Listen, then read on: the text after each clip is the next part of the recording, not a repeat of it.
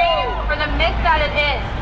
Even if hard work were enough to succeed in America's rigged capitalist economy, this tax bill will make it even more impossible for any American who's not already independently wealthy to achieve social mobility, financial prosperity, and realization of our full potential by keeping more and more citizens in basic survival mode just to make it day to day. There's no proof that cutting taxes on corporations incentivizes them to hire more workers or pay them better. In fact, all history points to the opposite. CEOs get even bigger salaries and bonuses, while workers are forced into grueling hours for low pay with little to no benefits, then ultimately fired in favor of cheap automation or outsourced cheap labor. The 1% must no longer be allowed to get rich off the backs of American workers. This tax bill is oligarchy, plain and simple. If corporations and the wealthy were taxed at a fair rate, our economy would be stronger and we could fund the basic services Americans rely on. Apple, Facebook, and Google have avoided paying over $60 billion in taxes, but if these companies, just to name a few, paid their fair share, we could pay the salaries of 200,000 elementary school teachers, or we could pay for the entirety of the children's health insurance program. Senator Johnson and his GOP cronies like to say that welfare programs will just be wasted by its recipients on junk food or drugs or used to avoid employment. But why isn't he more concerned that welfare for the rich will just be wasted on more private jets, lavish summer homes, and $10,000 bottles of champagne? Stop telling us to be independent from government assistance, then block all the roads to achieving such independence. This bill is nothing but tax cuts for the wealthy and corporations that force the poor and the middle class to subsidize the absurdist of the rich. Voting for the tax bill tells Wisconsinites that you don't care about us. You just care about lining your own pockets and the pockets of your donors. Stand up for fast food workers, industrial workers, retail workers, teachers, students, unions, working moms, working dads, working kids, renters, immigrants, low-income people, people with disabilities, people with chronic illnesses, and all the real hard-working Americans. And the seniors! All right, we have some speakers, so make some noise for them. All right, Erica Flynn from Not One Penny More is going to talk to us about, I don't know, tell us what you're talking about. You guys are talking this night, huh? Make some noise! Hey everybody. I want to thank you for coming out. I know it's cold and we all have lives and we're all busy folks, and I want to thank you for taking the time to come out and protest this bill. My name is Erica Flynn. I am a member of Not One Penny and Indivisible. Not One Penny is for not one penny for corporations that they want tax cuts, right? Not one penny for millionaires, billionaires, and wealthy corporations. Woo! I'm also a candidate for a state representative in the 84th Assembly District. And just saying those words is kind of incredible to me. A year ago, like many of you, I know it was right after the election. We were really depressed. I was really depressed. I couldn't imagine running for office now. But then slowly I started to realize that a lot of my fellow citizens were standing up and fighting against the Trump agenda. And they gave me strength. And I felt that I had to stand up. Just like them, I had to stand up. We need more women. Say that all. This is a little crazy for me, guys. I've never done this before. That's okay.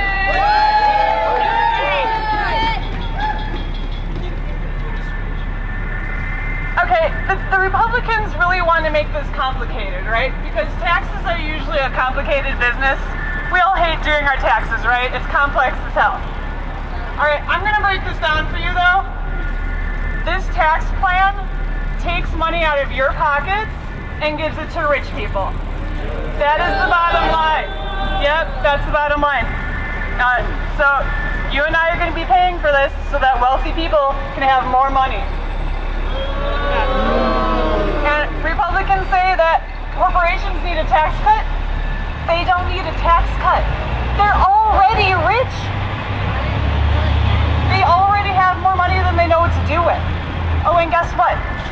Them getting more money does not mean that they pay people any better. They're gonna give money to their tax holders, and that's it. So what I want you to do today, besides coming out and being awesome, I want you to talk to 5 of your friends and family. Tell them about this bill. Tell them that they're going to be paying for wealthy people to get more money. We do not need to pay for wealthy people to have more money in their pockets.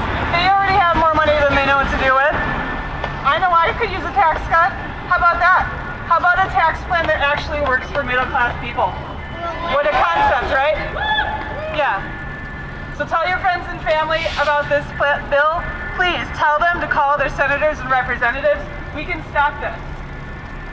You'll remember what happened with the ACA repeal, right? Yeah. They said it couldn't be done. We did it. We called, we chanted, we protested. Some of us were arrested. We can do it again. Call your representatives and do everything you can. We can stop this just like we stopped the ACA repeal. Alright. Let's keep fighting, everybody. Stay strong. Thank you. Give it up for Erica. Erica gave us an assignment. What did she want us to do? Call your representatives. And tell 5 people about the tax bill and why it's not going to work for them. Wait for the guy on the bus. Hi, guy on the bus. Okay, next we're going to have Dr. Mike Rosen speak. He's a labor leader and an economics professor from MATC. So he's going to tell us more why this bill sucks. Thank you.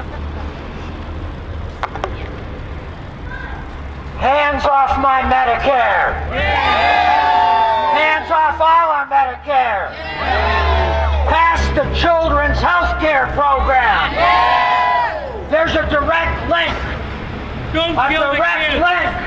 between the tax cuts that are going to the Trump family and the other billionaires in this society and the cuts that are going to be coming down where 13 million people lose their health care because they got rid of the individual mandate. Yeah. We say no! No! We say no! No! Health care is a right! Right! The wealthy should pay their fair share! Yeah. The tax cuts that have been talked about are part of a 2-step dance. The first step is simply to cut the taxes of the wealthy. Most of these tax cuts, which are permanent, in fact, all of the permanent tax cuts are tax cuts that go to the 1%. They are giving crumbs to the working and middle class, and those tax cuts expire. But at the same time, the second step is that by drilling another $1.5 trillion deficit into the budget, they are going to have to cut Medicare. Now, why do I say have to? Because they passed a law that requires pay as you go. That if they don't have a balanced budget, they have to cut it. So they know what they're doing. This is a 2-step program.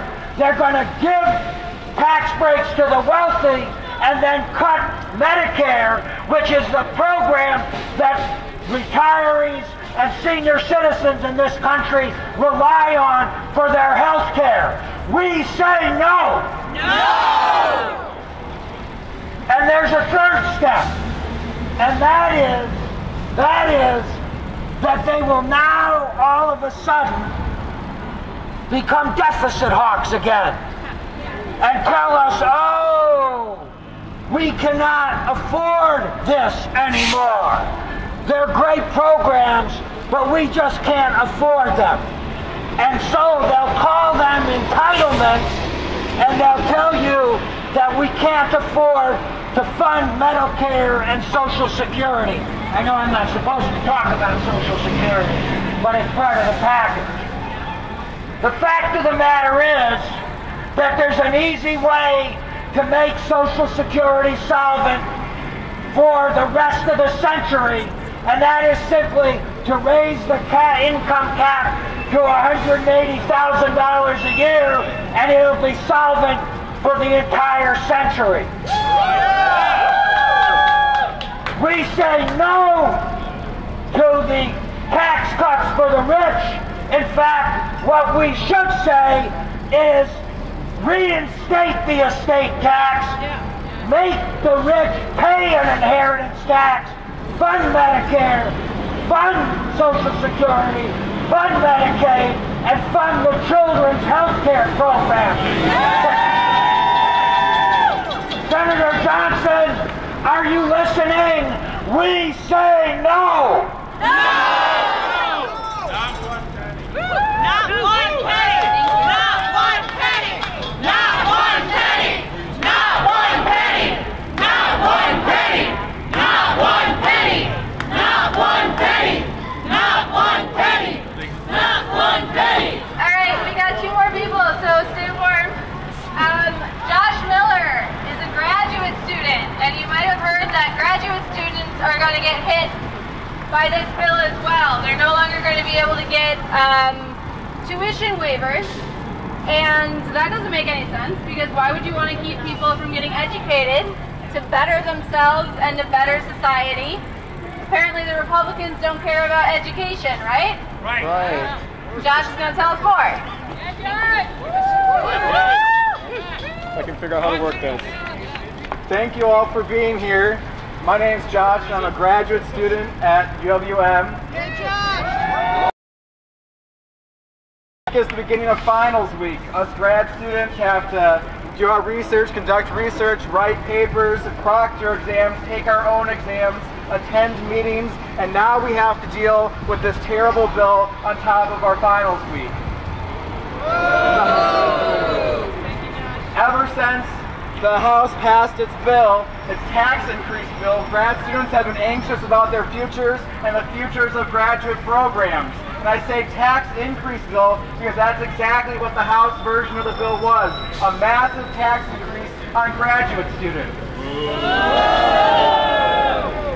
Right now, in order to pay to go to school, graduate students receive a tuition waiver. I'm an out-of-state student. That is an $18,000 bill that is waived for me so I can come here to UWM.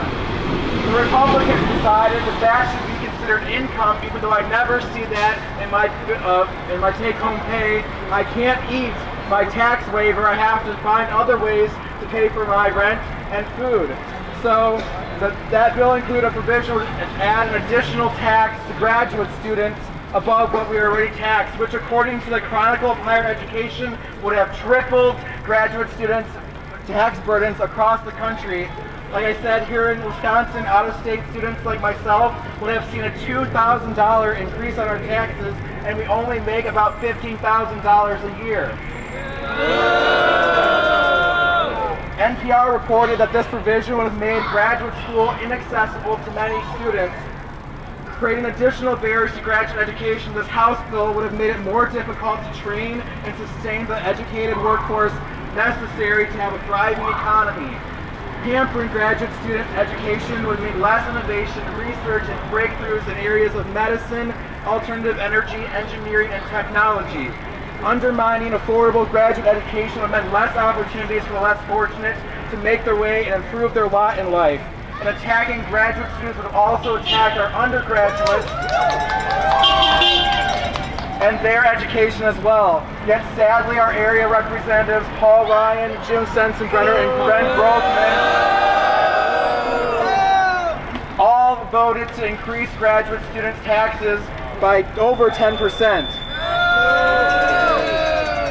Even worse, they didn't ask graduate students to do this in order to help the sick, to feed the hungry, to home the homeless, or to rebuild our roads and bridges. No, they did it so those who already have more than enough to get by can have even more. But even though our representatives did vote to increase graduate student taxes, let this also be a story of hope. After this legislation passed the House, graduate students from across the country, their family, their faculty advisors, their friends, all got together, started writing letters to the editors, started raising their voices, calling their legislators, and now it appears that that tax will not be included in the final bill.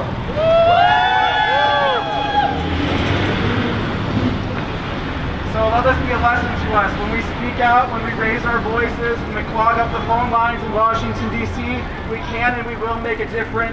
This fight is not over. Although the graduate student tax increase appears defeated, we must press on to avoid 13 million people losing their health insurance, a 10% increase in premiums, adding more than $1 trillion to the debt and deficit, according to the Congressional Budget Office. We must press on to ensure there is a normal legislative process where both parties can submit amendments and they are not passing bills in the middle of the night with handwriting in the margins.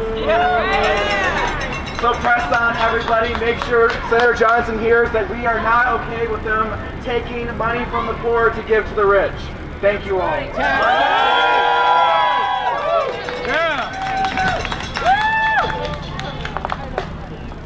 Hey everybody. So my name's John, and I'm a teacher in the Milwaukee Public School System. So I'm a rank and file member of Milwaukee Teachers Education Association. And I'm also a delegate in the Industrial Workers of the World.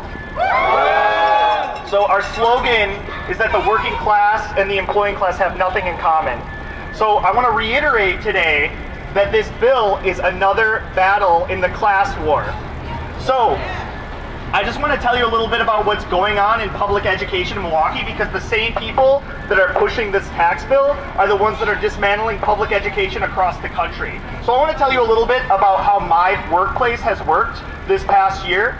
So I'm sure a lot of you know that there is this voucher system in Milwaukee. The way that works is on the third Friday, my 200 students show up to school and they get counted. Those 200 students have a certain amount of money that comes with them, funding for our public education system. But after the third Friday, the voucher schools also count their students. But the students that they don't want get kicked out of those schools and sent to our schools. So after the third Friday, now I have 300 students in my school, and the money doesn't come with them. That money stays with those voucher schools. Those voucher schools are run by capitalists. There's a capitalist at the top of that school that's getting all of that money. So the way that this is happening, the rich are consolidating their power, right? So we've talked a lot about how we need to call our senators. Yeah, we need to do that, but we also need to build working class power on the shop floor. So the real way that we, the working class, has power is when we leverage it where we have the most power, at work. So we need to organize on the shop floor, build unions on the shop floor where we really have our power. And we demonstrate that power by taking direct action. Direct action can mean a lot of things. It can mean marching on your boss. It can mean shutting down the street, shutting down the freeway, and it can mean shutting down the whole economy. And we're not there yet. We're not at that place where we can leverage these kinds of political demands to stop the tax bill. We're not there yet, but in order to get there, we need to really build working class power, right? So we've seen Day Without Latinos happen. So they leveraged their power on the shop floor. They went on strike. They shut down the dairy industry by 30%. But they weren't just striking for economic demands. They were striking for political demands, and they defeated an anti-immigrant bill. So I just want to remind everybody that where we really have our power, yeah, we should call our senators. We should do all that kind of stuff. We should march on their offices. but we also need to build power on the shop floor, because once we build that back up, build that power back up that the labor movement used to have in this country, then we can really leverage our demands. So, are you guys ready to march? Yeah! All right, we're gonna take it around the streets because we want to build power in the streets too. Not just at the ballot box, not just on the shop floor, but in the streets, in our neighborhoods, talking to our community and building power. So, we're gonna take it up the block. If everybody wants to come on down, make some noise. We're going this way. All right, let's start out with chant. Tax the rich, tax the rich, tax the rich, tax the rich, tax the rich, tax the rich, tax the rich, tax the rich, tax the rich, tax the rich, tax the rich, tax the rich, tax the rich, tax the rich, tax the rich, tax the rich, tax the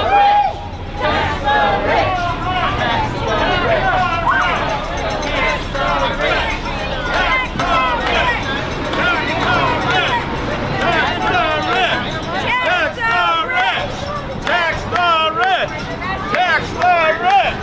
Tax the rich! Tax the rich! Good!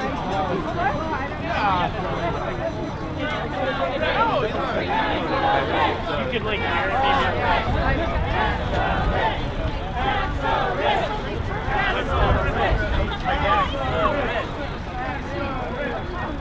But it didn't come. The rich! The rich! We gotta get rid of the rich! The rich! The rich! We gotta get rid of the rich! The rich! The rich! We gotta get rid of the rich! The rich! The rich! We gotta get rid of the rich! The rich! The rich! We gotta get rid of the rich! The rich! The rich! We gotta get rid of the rich! The rich! The rich! We gotta get rid of the rich! The rich! The rich! We gotta get rid of healthcare, not corporate welfare! We want healthcare, not corporate welfare! We want healthcare, not corporate welfare! We want healthcare, not corporate welfare! We want healthcare, not corporate welfare! We want healthcare, not corporate welfare! We want healthcare, not corporate welfare! We want healthcare, not corporate welfare!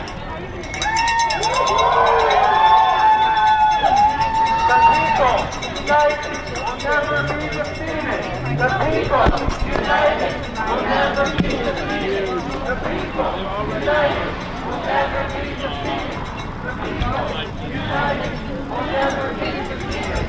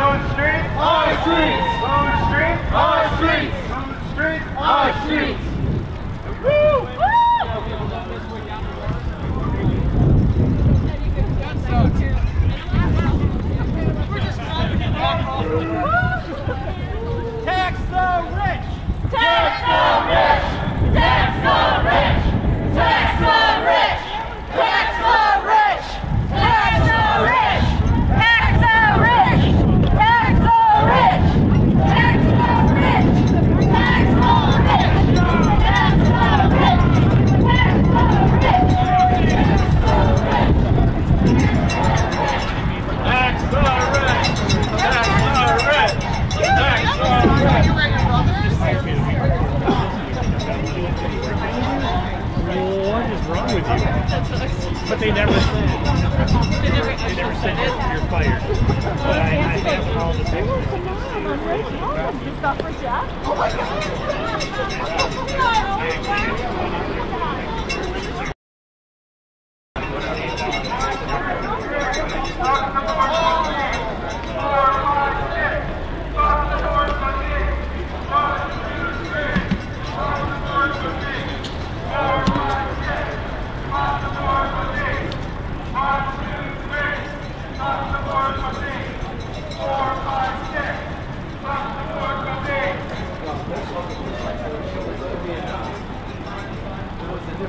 science.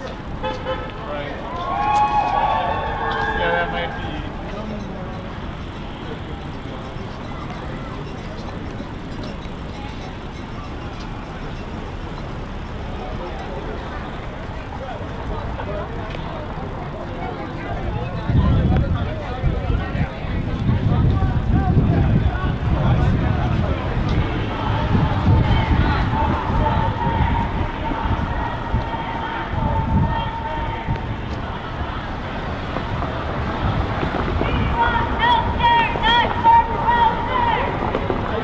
Mixed up.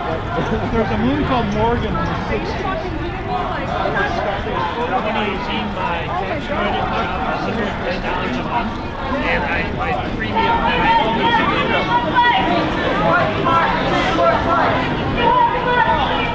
This is what democracy looks like. This is what democracy looks like. This is what democracy looks like. This is what democracy looks like. This is what democracy looks like.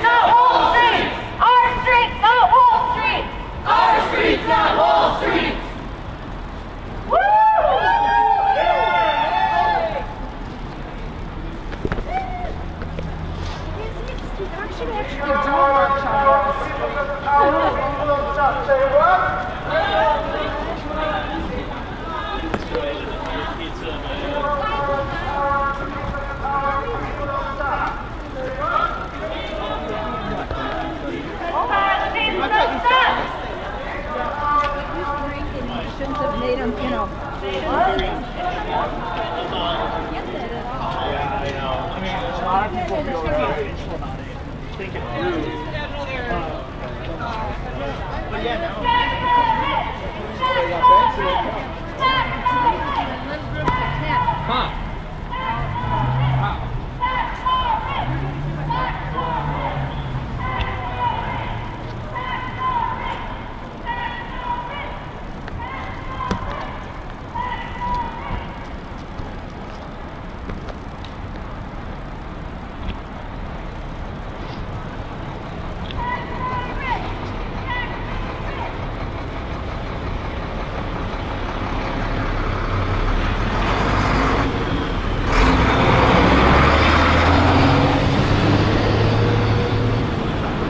So I had to stop and adjust the camera, and they marched off and left me behind. But I'll catch up.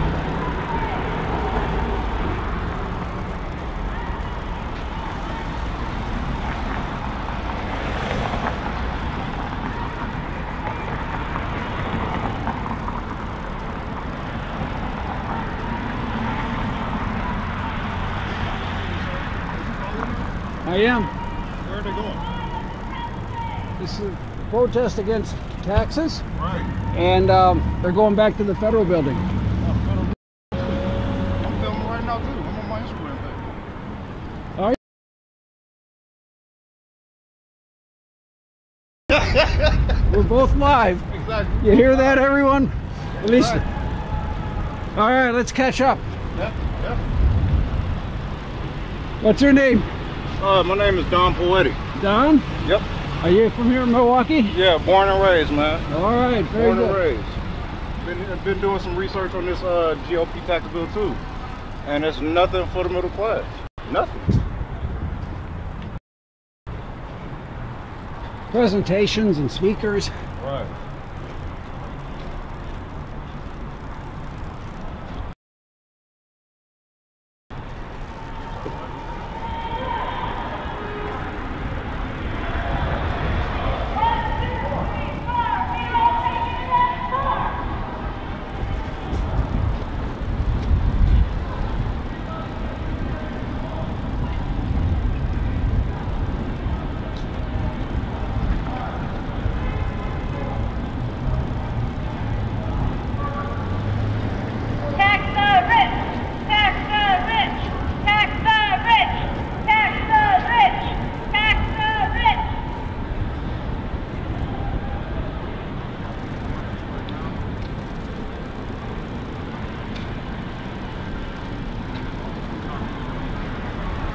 All right, we caught up to him again.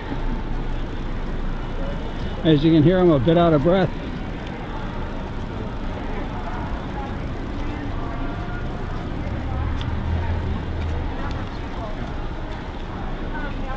Coming back up on.